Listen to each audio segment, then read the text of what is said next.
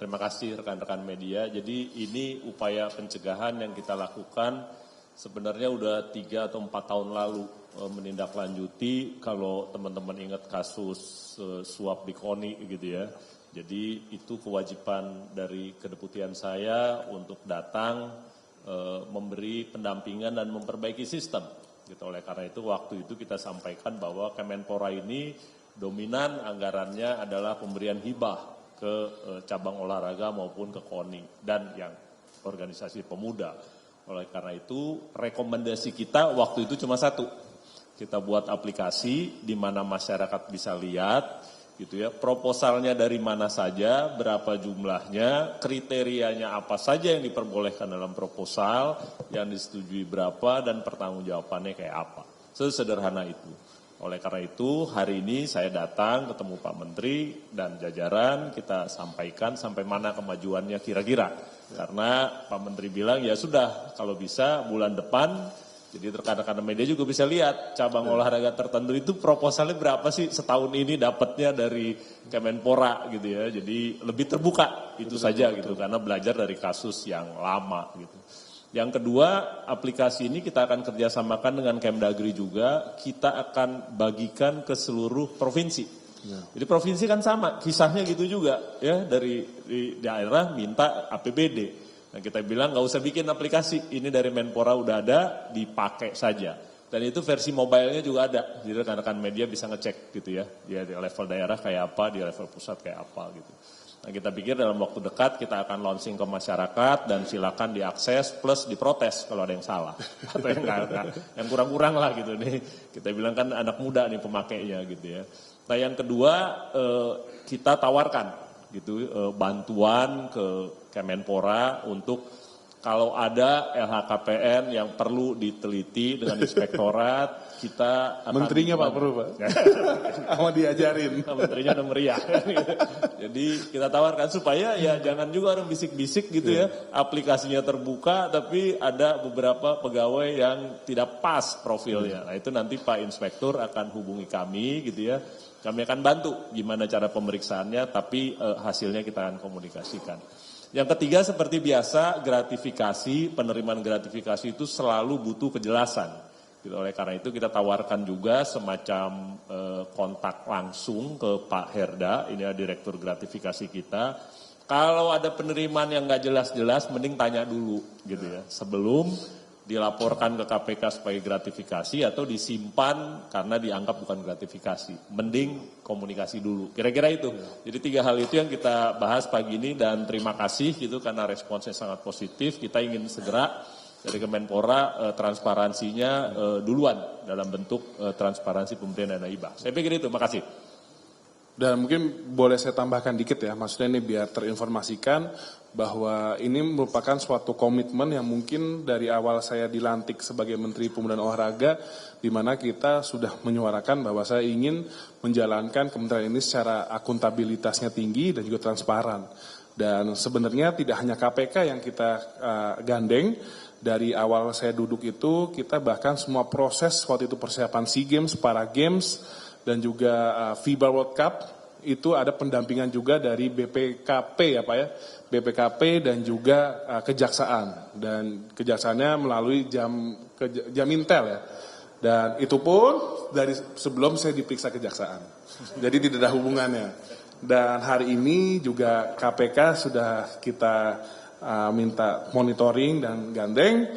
Dan bahkan juga dari Mabes Polri itu kita juga berkolaborasi dengan Satgas Pencegahan Korupsinya. Dan bahkan Pak Kapolri baru saja menugaskan Pak Ambarita Damanik sebagai tenaga ahli di Kemenpora, sebagai tenaga ahli bidang pencegahan korupsi di Kemenpora. Jadi ini langkah-langkah komitmen saya untuk memastikan pengelolaan Kementerian Pemuda dan Olahraga ini insya Allah dan semoga selalu diselamatkan dan dijauhkan dari praktek korupsi dan juga maladministrasi.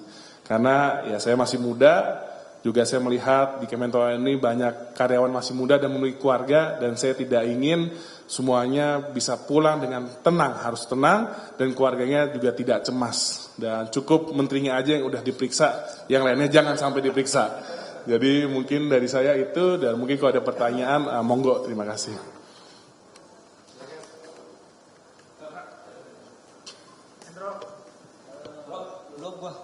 Izin dulu ya. Selamat pagi Pak Dito, selamat pagi Pak Sahal. Dari Taufik Pak, dari Remol Pak. Izin mau menanyakan untuk kedatangan Pak Sahal selaku KPK di sini. Ini Pak Hala kedatangan Bapak di sini itu atas Bapak datang di sini atau memenuhi undangan dari Pak Menteri? Karena tadi Pak Hala memenuhi undangan ya. Oke, langsung dijawab. Terus yang kedua, ini aplikasi ini itu langsung di Kemenpora langsung yang akan langsung dibuat dan langsung kita lihat aplikasinya seperti apa. Sudah dibuat, tinggal disempurnakan saja. Dikasih nama sama dia ada versi mobile gitu ya Pak Menteri. Jadi sementara aplikasi ini sudah kita aplikasikan di Kemenpora dan kemarin pemakaiannya di SEA Games sudah, tapi pada kemarin ini baru tahap internal di mana hanya bisa stakeholder Kemenpora dari federasi, KONI dan KOWI. Dan ini atas masukan dan rekomendasi dari Pak Pahala selaku Deputi Pencegahan KPK, ini lebih baik lagi kalau kita bisa declare ke masyarakat umum untuk melihat. Dan kita juga setuju untuk itu dan mungkin ini langkah selanjutnya langsung kita sempurnakan dan membuat platformnya lebih terbuka. Seperti itu. Ditambahkan aplikasi ini fungsinya antisipasi agar tidak ada kekeliruan dalam nominal angkanya atau seperti apa, minta tolong dijelaskan karena khawatir ada kekeliruan di situ, karena itu diadakannya aplikasi. Seperti itu Pak, minta tolong dijelaskan Pak Hala. Termasuk seperti jadi itu. Aplikasi ini tujuannya adalah pertama proposal pengajuan yang ada tiap cabang olahraga untuk dana-dana pelatnas ini pertanggungjawabannya bisa dinilai secara elektronik. Jadi tidak ada lagi interaksi antara dari cabur ke pejabat di Kemenpora. Jadi itu aplikasi untuk membagi dua tahap ya Pak ya. Pertama kan kita menurunkan dana 70% dan 30% sisanya lagi ketika secara digital dan elektronik itu sudah terverifikasi pelaporannya dan juga pertanggungjawabannya. Jadi ini adalah dalam rangka benar-benar angkanya sesuai dan juga pelaporan yang itu sesuai. Jadi udah tidak ada lagi subjektivitas penilai terkait pelaporan. Jadi ini yang menilai ini udah mesin dan ya rigid, jadi tidak ada lagi ruang-ruang buat negosiasi. Seperti itu. Ya. Izin Pak Hendro dari Berita 1 ke Bapak Hala. Pak Hala kemarin di gedung KPK Bapak mengatakan bahwa Pak Menpora akan merevisi laporan harta kekayaan terkait hadiah menjadi hibah tanpa akta. Nah pertanyaannya hibah tanpa akta ini Pak dari Pak Menpora itu ini berupa apa Pak ya hibahnya itu dan angkanya berapa nilainya itu aja sih buat merevisi atau mengklirkan itu. Semua yang dikategorikan hadiah setelah kita klarifikasi kemarin dengan Pak Menteri saya komunikasi langsung dan kita dapatkan datanya. Jadi di KPK gini prosesnya ya. Pertama Pak Menteri kirim LHKPN, masuk namanya proses verifikasi. Itu mesin yang ngerjain, kalau lengkap ada surat kuasa gitu, dia akan tayang di e-announcement, itu verifikasi. Kalau di tayang lantas ada pertanyaan saya, kok hadiah gitu ya. Sepanjang sejarah KPK tidak pernah ada yang melaporkan hadiah sebesar ini. Karena waktu itu kolom hadiah kita sediakan itu kalau misalnya ada penyelenggara negara dapat hadiah undian, dapat penghargaan apa gitu. Jadi kalau sebesar ini kita enggak pernah. Makanya saya bilang saya kaget, kok gede bener hadiah. Saya komunikasi, itu namanya proses klarifikasi. Kita dapatkan berapa jumlahnya, tahun perolehannya, suratnya nama siapa gitu ya, itu klarifikasi. Sudah kita klarifikasi, saya dengan Pak Menteri bilang, Pak ini kayaknya nggak pas nih kalau hadiah. Kalau memang begini nih yang 100 sekian miliar itu, bagusnya masuk kategori hibah tanpa akta. Disebut hibah karena diberikan khusus dari orang tua atau dari mertua saja dan masih hidup. Kalau udah meninggal namanya waris. Tanpa akta karena ada beberapa barang juga kita juga nggak pusing mau dipindah namakan, mau enggak. Pokoknya diakui milik ya sudah, laporkan. Gitu ya. Jadi saran saya ke Pak Menteri, mungkin bagusnya direvisi saja Pak. Karena hadiah ini, satu tidak terlalu pas peruntukannya waktu kita bikin. Yang kedua, hadiah itu selalu konotasinya dengan gratifikasi, gitu kan. Padahal ini dari keluarga, nggak ada hubungan dengan jabatan, kira-kira gitu. Nah Pak Menteri setuju untuk merevisi gitu, dan itu diperbolehkan, mengganti kategorinya saja. Semua yang masuk kategori hadiah akan diganti jadi kategorinya hibah tanpa akta. Nah teman-teman kalau ada yang bilang ini harus diusut segala macam, baik itu kategorinya namanya pemeriksaan. Jadi habis verifikasi, klarifikasi, kalau ada hal yang cukup kita masuk ke pemeriksaan. Pemeriksaan itu mencari indikasi saja gitu. Nanti kalau ternyata ada indikasi, baru dia pindah ke penindakan. Ya, kira-kira itu ya stepnya ya. Jadi sekarang sudah diklarifikasi. Kita pikir ini salah dalam tanda kutip gitu, pengkategorian. Setelah diklarifikasi ya baru kita, dan sudah akan diperbaiki gitu, direvisi gitu. Nah kalau nanti saya rasa perlu, kita akan surati Pak Menteri, kalau ini disurati. Untuk misalnya ini Pak yang tanpa akta, semua surat-surat itu tolong dikopi dong Pak gitu. Itu boleh saja. Boleh saja, karena di elektronik dia enggak, dia hanya disebut saja ada.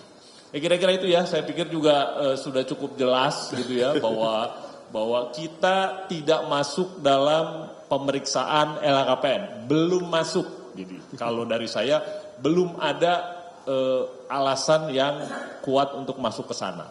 Kan teman-teman biasanya laporan segala macam gitu, itu ada alasan yang kuat. Kalau sampai sekarang belum. Gitu ya. Jadi diklarifikasi, hasilnya kita revisi. Gitu ya. Saya pikir itu. Pak Menteri monggo kalau mau ya, mungkin saya ingin menyampaikan juga, ini perlu disampaikan bahwa saya menjadi penyelenggara negara ini perdana ini waktu menjadi Menteri Pemuda dan Olahraga. Sebelumnya tidak pernah, dan ada beberapa media dan juga isu yang bilang saya sebagai staf khusus Menko Ekonomi itu tidak benar. Dan karena waktu di Menko Ekonomi saya sebagai tim ahli, di mana tim ahli itu hanya profesional, tidak digaji, tidak memiliki kewenangan, hanya sebatas menyampaikan pendapat jika diperlukan. Jadi itu bukan masuk penyelenggara negara.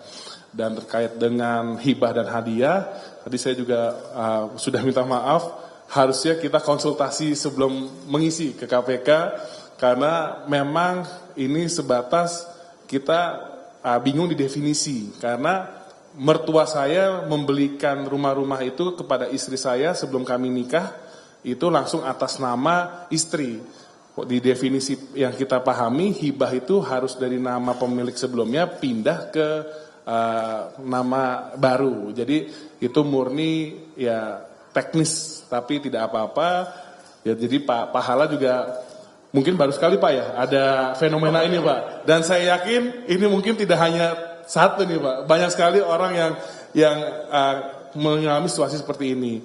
Tapi ya kita sebagai anak muda memang kalau harus direvisi, pasti kita revisi. Dan saya juga ingin meminta maaf juga, ini menjadi kegaduhan juga di publik. Dan prinsipnya saya semenjak duduk sebagai menteri, kita pasti yang namanya komitmen dalam menjaga integritas, akuntabilitas, dan transparansi. Jadi ini juga merupakan menurut saya proses dan konsekuensi menjadi menteri termuda, dan yang pasti disorot, dan saya siap mempertanggungjawabkan semuanya. Terima kasih. Cukup. Terima kasih.